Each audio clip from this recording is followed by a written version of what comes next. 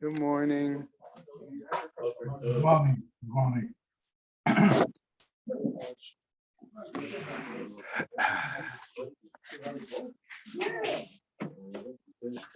Okay, I'm going to start the learning sponsors as people get their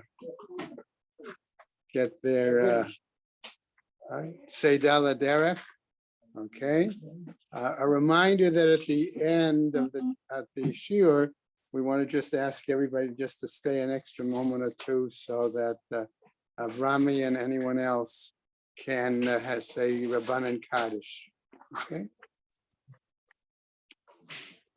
Year of learning Isaac and Evelyn Blachler in memory of his sister Chaya Rachel Bas Issa. Friends of Leonie Meisman and Leah Sabra Bas Chanach Zundel. Friends of Malaskotsky, Moshe Zelig ben Mordechai. Martin Littman and family in memory of his wife Malka Chana Bas Pinchas.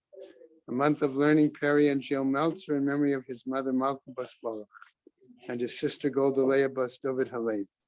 Tova and Leo Zimmer in memory of her mother Henya Bas Reb Beryl and her father Aaron ben Yosef Mordechai. V. Pizer in memory of her husband Harav Yisrael Chaim ben David. Stanley Presser in memory of his mother Leah Bas Yehuda, his mother-in-law Golda Bas Libor, and his wife Ruchel Mincha Bas Moshe. Rabbi Dr. Yankee and Malki Honig in memory of his mother Rabbanit Hensha Ita Bat Chaim Yehuda. David and Sharon Karpel, Rabbi Tzvi and Robin Karpel in memory of David and Tzvi's father Zeb Moshe ben Shlomo Yaakov. Carol and Josh Sanborn in memory of her father, Yoshia Shia ben Moshe Yehuda HaKohen. Sarah Alpert and family in memory of her husband, Harav Tzvi Lipa ben Hillel. Josh and Carol Sanborn in memory of his mother, Chiena Bas Aryeh Leib, and his father, Shmuel Aryeh ben Baruch. B. Pizer again in memory of her mother, Razel Bat Shammai. Leo and Tova Zimmer once again in memory of his father, Tzvi ben Azriel, and his mother, Yocheved Bat Yaakov Menachem Mendel. A week of learning by Chaim Aber in memory of his mother, Frida Madel Bashmayahu. Charlie Gelfenstein in memory of his wife, Menucha Sarah Bat Yechiel Michel. Michael and Judith Poretsky in memory of his brother, Chaim Tzvi ben Gershom. Mark Linder in memory of his father, Chaim ben Yecheskel Elimelech. Barbara Hollander in memory of her father, Shmuel Shlomo ben Yehuda Baruch. Judy and Jack Schiff in memory of her mother, Chaya Chava Bat Menachem Mendel.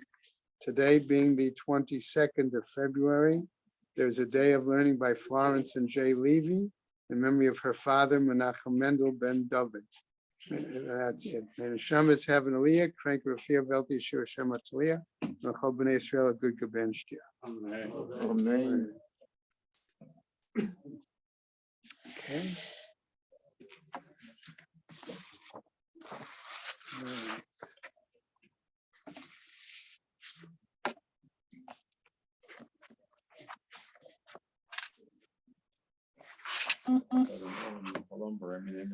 Amen.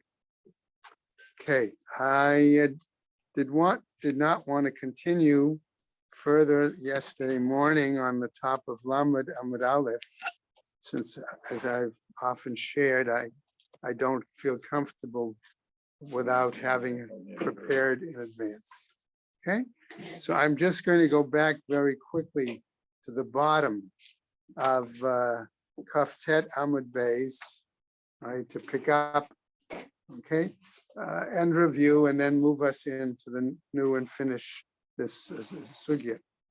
Okay, we saw the story, okay, remember there in that story where we see that the question was a disagreement as to at what point, okay, the father had, I don't want to say control, but authority over the male son in terms of declaring him a Nazir, whether it was up till the time that he showed physical signs of puberty, okay, and therefore might be considered an adult, versus the fact that we saw that it said he reached the age of understanding the Darim, which we said could well be at least a year or two earlier. Okay, that was our discussion. And then we saw basically the story there, right? About, I believe it was, right? Okay. Okay. Okay, so a certain Rav Chisda, I think, right? Who, Rabbi Chanina, who was brought before Rabban Gamliel, okay, because his father, Rabbi Chanina's father, had declared him a Nazir, and Rabban Gamliel was going to examine him, and he basically responded to Rabban Gamliel in essence that there's really no need for it to trouble you because if I don't have, then I will follow my father's direction and accept Nazirut given what he declared. But if I have an adult already, then I'm prepared to take it on myself. Okay, so that's where we sort of ended. Okay, where basically he said there, Im katanani ehiyeh b'shvil abba, okay, and so on.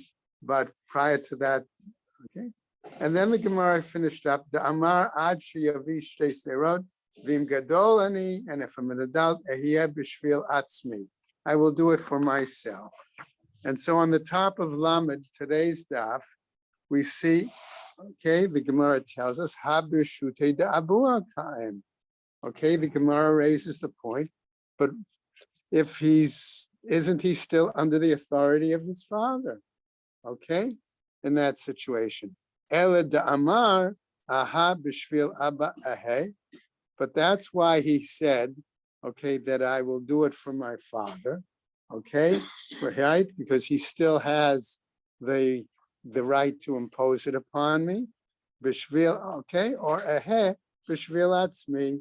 Or if he no longer has that right, I'll do it on my own account, my own reasoning, right? Okay, and then if that's why he said, "I'iti shtei sa'arot," okay, me'ikara ke'im b'nezirut delay, right? So there's his. If he says, "I do have signs of puberty," okay, originally, okay, I will therefore still maintain the nizirut on my own. Levasof, okay, and what happens? Third line on the Lamed, okay, Ka'im b'nizirut avuha, and ultimately then he would maintain the commitment of the declaration of his father for him to continue, for him to be the Nazir. The it b'matzai mai, and so the Gemara now asks a valid question. Okay, what happens if he begins to show signs of puberty in between? In other words, during the time, during, let's say, that 30-day period, okay, that 30-day term, all right, what happens then? Okay, Hanichel Rabbi Yossi b'Rabbi Yehuda.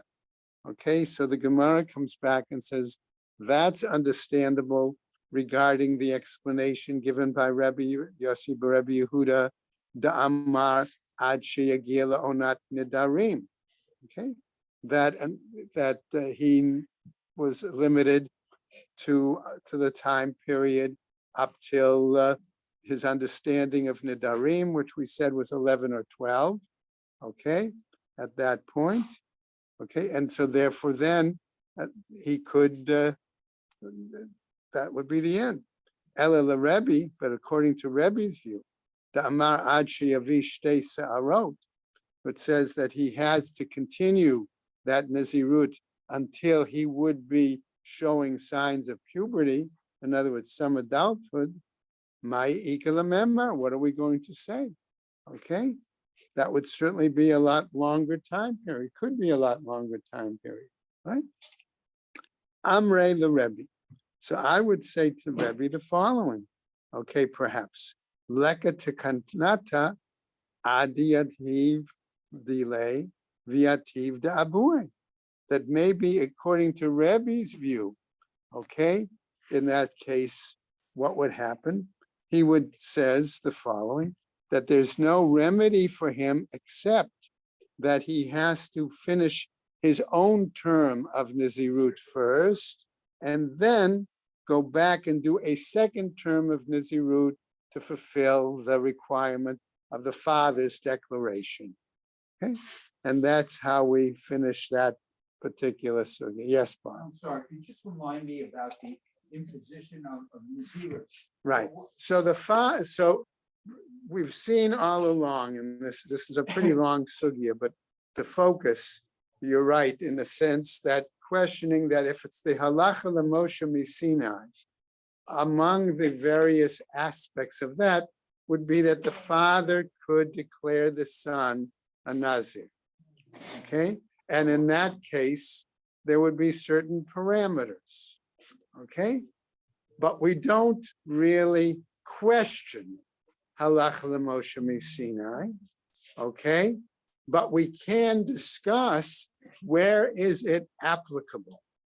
Okay, and so the implication would be the discussion between Rabbi Yochanan and Reish Lakish, or Rabbi Yossi, in using Reish Lakish, is to what degree is the halacha l'Moshe Sinai as applied to a Nazir applicable in the case of when the father declares the Nazirship on his son?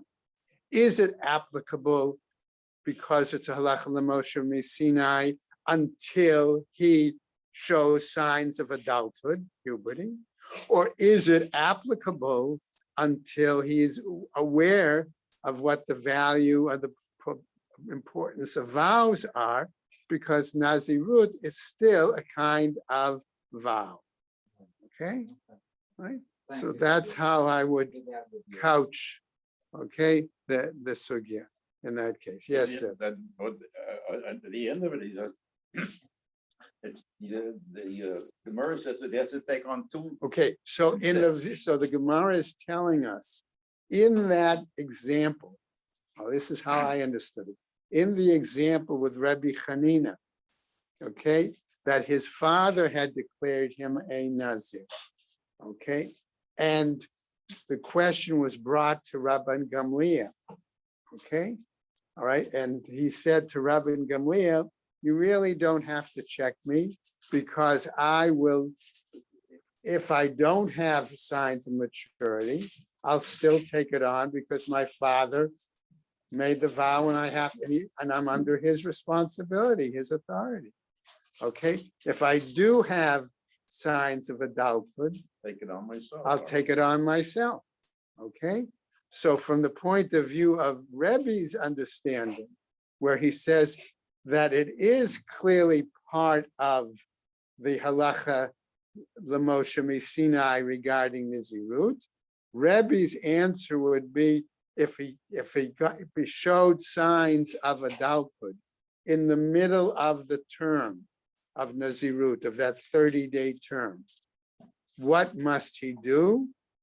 Okay, what he must do according to Rebbe's halacha l'Moshe Sinai applying to Nazirut is that he must, in either case, okay, if he's taking it on himself, he must fulfill that 30-day term first, and then also fulfill a 30-day term for his father's declaration. That would be Rebbe's view. If we go the other route, just to flip it over and tie back to Bob's question, and then we'll go on. If we flip it over and say no, we're going to say that's le'onat, okay, nidarim. Then at the point is, if he reaches the age of 11 and a half or 12, okay, in the middle of that first 30-day term, then we said that's only the Rabbanan, and it's only the Shem Chinuch, and therefore the father would have no longer the authority over him. Okay, so the question is, at that point, what would he have to do? Would he finish that term and that's it? Okay, and the father then would have to bring the korban, etc., whatever. Okay. All right, let's go on now to our new Mishnah. Okay, about middle of Lama. Okay, Ha'ish megaleach al nazirut avi. Okay, remember we said that this concept of the son or a man being able to shave based on the leftover funds that his deceased father, who had been a Nazir, was not able to complete his total fulfillment because he died in the interim. Okay, that can he use that money, or could he use the animals if the animal was designated? And then we got into the whole discussion of, well, does the animal have a mum? If the animal has a mum, we saw in that case, then the animal has value to be sold. And isn't that just like money? Okay. Right. So here now, clarifying that particular situation, our Mishnah is telling us, Ha'ish megaleach al nazirut avi, that the son, who is now a man, and we're going to see here, the question is, at what point did the son take on nazirut? There's going to be an underlying question in this Mishnah. Okay? Ve'ein ha'isha megalachat al nazirut aviha. But a woman cannot shave her head by using the monies that could have been left over by her Nazir deceased father. Okay, Ketzad, how is that the situation? Mi shaya aviv Nazir. Okay, where is a situation where his father was a Nazirite. Okay, and we're going to understand this, and he was also a Nazirite at the same time as his father, okay? V'hifrish ma'ot stumim al naziruto, and the father set aside, okay, unspecified funds for the fulfillment of the term, umate, and the father died. And now, according to the Rosh, we're going to skip, okay, some words here, because those are going to apply according to the Rosh to our second example. Amar Rabbi Yossi, says Rabbi Yossi, Hare elu lip yiplu l'nedava. According to Rabbi Yossi, those funds need to go to voluntary offerings. Ein zet megaleach al nazirut aviv. And therefore he cannot use that money, okay, for his own fulfillment of his term of Nazirite. So the Gemara continues. Ezehu shemegaleach al nazirut avi. If that's the case, under what circumstances is it that the young man, okay, or the man can use the funds that were not used by his deceased Nazirite father? Okay, Mi shahaya hu va'aviv nazirin, and now we're told that in this case, that he and his father were both nazirim, but he declares his nazirut after the father was deceased. Okay, and what happened? No, they were in zero at the same time. And declares nazirut. Oh, just let me see. Okay. Right, he declared, right, they were the same time, but the father left the money, but he never used it to complete his term, okay? V'hifrish, right, v'hifrish aviv ma'ot stumim, and the father left undesignated, unspecified money nazirut and died. Zehu shemegaleach al nazirut aviv. That's the case that he can do it. Okay, so that seems to contradict exactly what we said before. But here, in this case, is where we have to put in the Rosh's statement, what said, Va'amar hareini nazir almanat she'egaleach al ma'ot abba, that he takes on the Nazirut, which would seem to tell me in that situation that they weren't Nazirim at the same time, but that he took it on after the father died. That's the second case. Okay, if the Rosh is switching that statement to there. Okay, Oh, it seems to be contradictory. so that seems contradictory. That's why it seems then contradictory. That in the first case, they were Nazirim together at the same time, and that according to the Rosh's change of the language, no, the second case is where the son took it on after the father passed away, but doing it on the condition that he could use the father's money. Okay? What happens? So the Gemara picks up. My Tama, what's the reasoning? So the Gemara wants to go back now to the very Resha of our Mishnah, why it said the man yes and the woman no.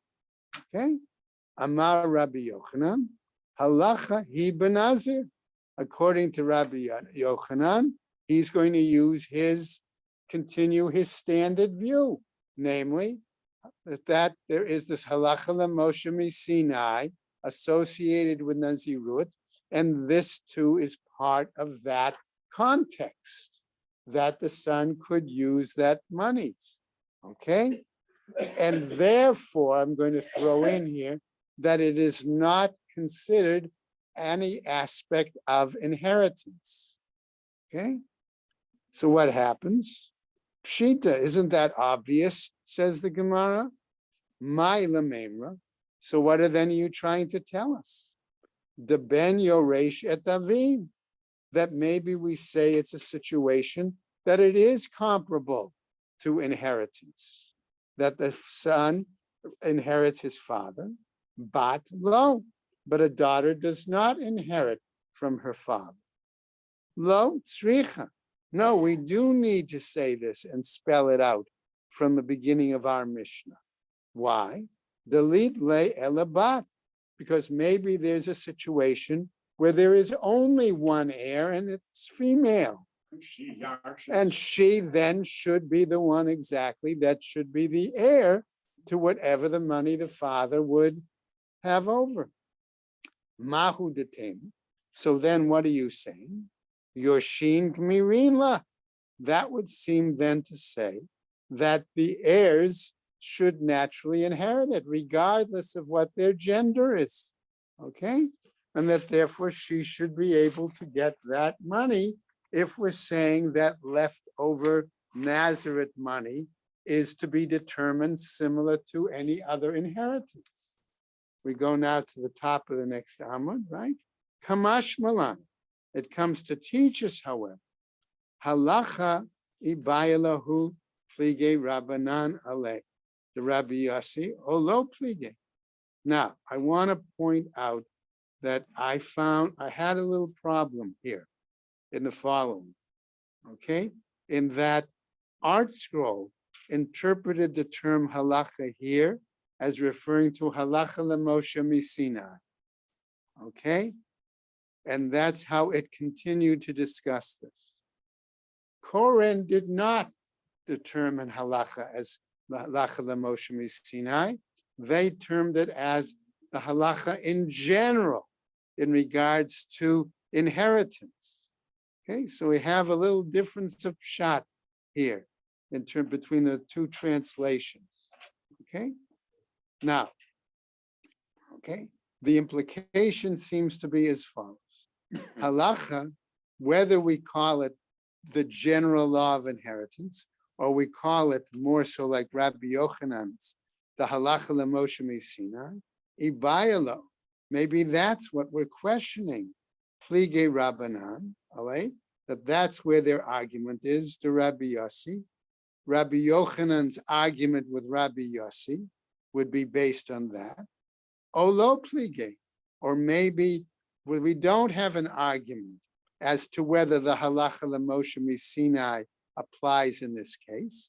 So that would be more according to the Art Scroll pshat. The Koren pshat would be, no, our argument is whether this money is to be considered like normal inheritance money and follow certain practices, which we're going to see shortly in the Gemara as an example that a Bechor gets a greater amount or not. So both pshatim I'm suggesting, are viable in this question. Okay? Ve'im timseh loma. And if you want to say pligate, that they argue, aresha o sefer.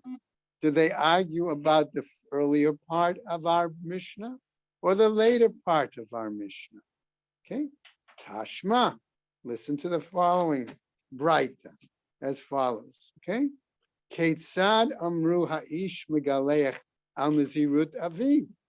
How is it possible that they say that the man can finish his term of nazirut based on the money? I'm translating it that way, from his father. Okay, in that case, are we saying if it's when they jointly did nazirut, or if are we saying it's after he chose nazirut, after the father was deceased? Mi shaya aviv nazir. So now we bring a bright one whose father had taken on Nazirut. V'hefrish aviv ma'ot l'naziruto. And his father set aside money, okay, for the completion of his term of Nazirut. Notice, by the way, it doesn't say clearly stumim or mefurashim, but we have to assume it's stumim. Umate, and the father dies. Va'amar hareini nazir al manat she'egaleach al ma'ot abba. And he then says, I will take on Nazirutship on the condition that I be able to use the money left over from my father's non-completion of his term for mine. Okay? If he says that, ma'ot abba, zehu shemegaleach al ma'ot aviv. This is the one, says this Braita, who is able to use that money. So that would mean the case would be he took on Nazirutship after the father was deceased. Okay? Is that only for is he becoming a Nazir for 30 days at that point? Minimum term, 30 days. Not just to complete the father. No. No. Okay? Aval mi shahaya hu va'aviv nazirim. And notice how the Braita has, the language of the Braita makes it much clearer. Okay? But he who took on with, I'm going to translate the vav there, with his father Nazirut, v'hifrish aviv ma'ot l'naziruto, and the father set aside money, okay, for his Nazirut, umate, and the father dies. Hare elu yiplu l'nedava. In that situation, that money has to go for voluntary offerings, because we would naturally understand the son would have to cover his own the finishing of Nazirut, right? Okay, Divrei Rabbi Yossi. That's the view of Rabbi Yossi, and that's how he would define it based on that Braita. However, says the Gemara, Rabbi Eliezer, Rabbi Meir, Rabbi Yehuda, the three of them, Amru zehu shemegaleach al ma'ot aviv. They disagree with Rabbi Yossi, and they say, no, in that case, okay, even in the case where they were at the same time, both of them were Nazirim. Specifically in the Okay, case where they're saying. that's when he could do it, use that money. Okay, so what happens? By Rava raises the following question. Yes, Alan. When they three say Zeh hu ha'shem megaleach, are they saying that in the other case where the father dies before he takes on the Nazirus, he can't use it? Because they're saying specifically this is the case. That's To the right. exclusion Okay, of the other case. so it would appear, good question, now, it would appear that they are saying, no, this is the case when they are, I'll call it dual Nazirim, okay, or parallel Nazirim, that's when he can use it. It seems to be implying that if he takes on the Nazirus after the father dies, Almanas, and he can use the funds of the father, that he can't. That would seem to be their view. That was one way the Mishnah was learned. That would seem to be their understanding of the mission. Right, that would be seem to be their understanding of the mission. Okay, So that, again, that is directly opposite to what Rabbi Yossi was. And it seems to be fairly opposite to what the language of the Braita is. Okay, all right. Okay, so what happens? All right, Mahu. So, right, okay, I'm sorry. So what happened? So they said, that's the one, by Rava. So Rava asks the following, right? Yesh lo shnei banim nazirim. Let's say there's a situation where the father had two sons, okay, that became nazirim. Mahu, what's the situation then? Hilchata gemiran la. I'm going to use hilchata here. Okay, and again, remember, here is the halacha lemase, all right, over the laws of inheritance. Okay, is that the case?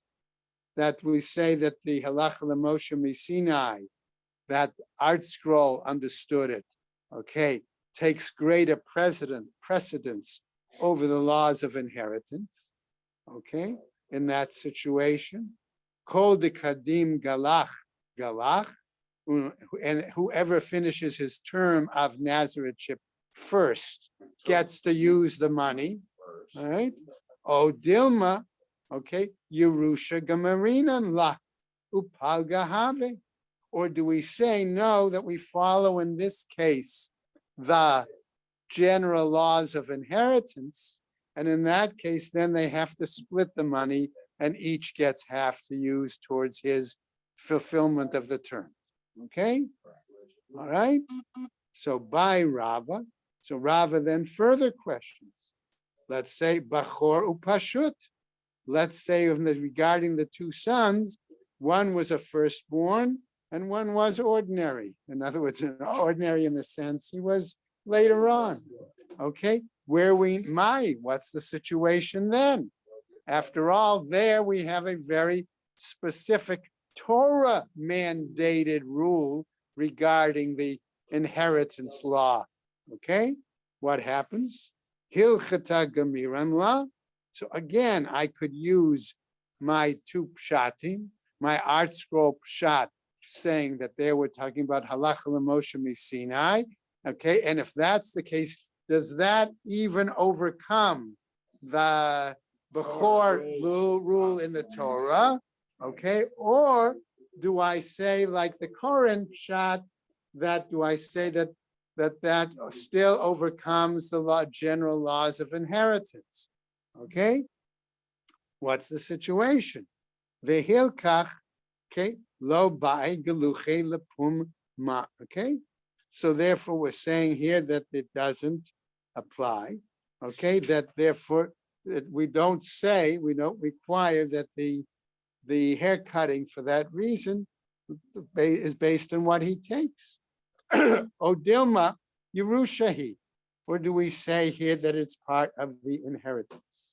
V'chihechi de shakil pishnayim. And here, when we say if it's a bechor, and we follow the Torah, okay, and he would take twice his double portion, hachi megaleach.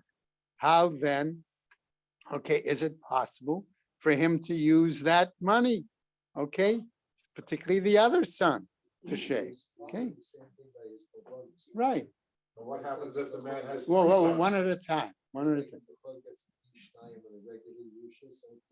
So here too, right? We would say that would be the case, right? Right? And so the other son, okay, would have to pay it totally out of his own in that case, or whatever little bit limited amount was left from him from the Yerusha, right? V'im timsolomar Yerushahi. And if you want to say regarding the Pashut son, okay, again, that it's based on the Yerusha, Lupum de Shagal Megaleach, that for the sake of what he needs it, that's what he would take for his hair cutting. Ubechulinhu, okay, de eat le pishnayim. Because normally we might say that double portion only really applies not to hekdesh money, okay, but to chulin money. That's where it applies, okay? That's where the double portion might apply. Aval behekdesh lo, but consecrated money, which that money was set aside for the completion of his term of Nazirut, that's hekdesh money already. That's not, doesn't And, come and to the it, son right, through and it Yerusha. doesn't, That's may that's not the be, father's anymore. exactly, it may, since it's hekdesh, it does not follow the normal process of Yerusha. That's why I think that Koren decided halacha here was Yerusha law as opposed to halacha l'Moshe Sinai law. Anyway, let's finish up. O Dilma, or perhaps Kevan dekane le'legaluach lo shana, or perhaps because he needs it specifically for the fulfillment of the Nazareth status. Therefore, for that reason, okay, it doesn't make a difference. Aviv Nazir Olam, let's say the following possibility. Does a difference depend on the kind of Nazirethship he takes on? Okay, if his father is a Nazir forever, Vehu Nazir Stam, and he took on just the normal 30-day term, Aviv Nazir Stam, Vehu Nazir Olam, or the father was a 30-day Nazirite, and he took on Nazir Olam. What's the situation? Ki Gamirin Hilchata, if we learn it like Art Scroll that it's halacha l'Moshe Sinai, okay? V'stam Nazirut, O Dilma Lo Shana.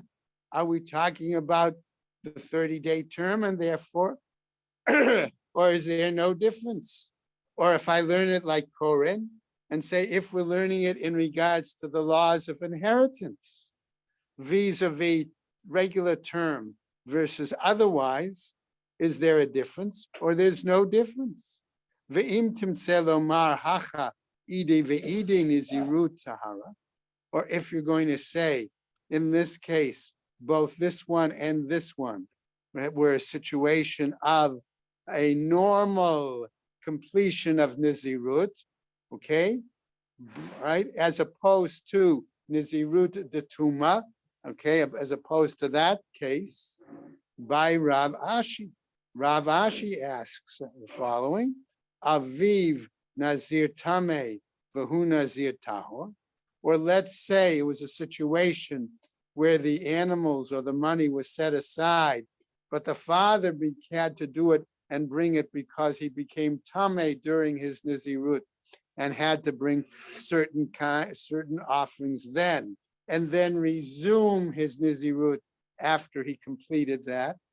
Vahu Nazir Tahor, and the son was a Nazir Tahor, or the vice versa. Aviv Nazir Tahor, Vahu Nazir Tameh, just the opposite. What is it? Teku.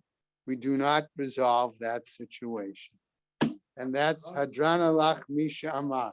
And that's how we end that case. Yeah.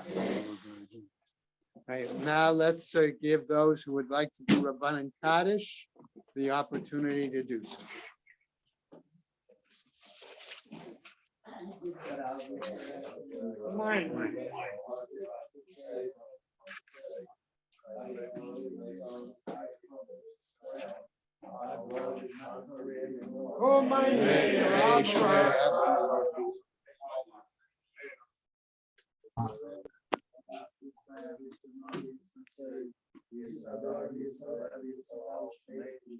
Grateful.